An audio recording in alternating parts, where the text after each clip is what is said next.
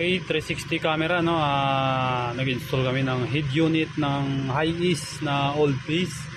Yan po yung mga features niya: music, DSP, CarPlay, Bluetooth phone, settings, radio, AM, FM, nandito na rin. Map, Play Store, Chrome, Auto Android, YouTube. No, pwede po tayo mag-install dito ng Netflix dito sa Chrome. May video siya, may AM, FM. Saka 10 inches po siya para sa old piece na Hiace. Yan po yung 360 camera.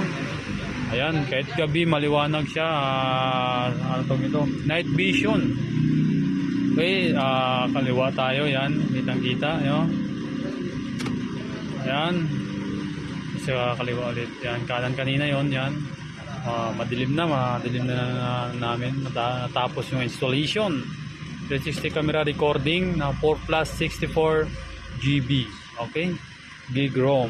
Okay, yan po yung interface nya. Hazard, yan, ang ganda pa calibrate, no? Ito yung car model nya, nabibili po yan through PayPal dito. Ayan po siya sa Gitmore. Wi-Fi enable siya. Saka tawag nito yung hotspot, meron siya. Pwede recording, may USB.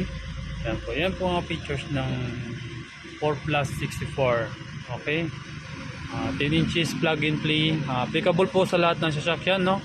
Depende sa year model. Ayan po ang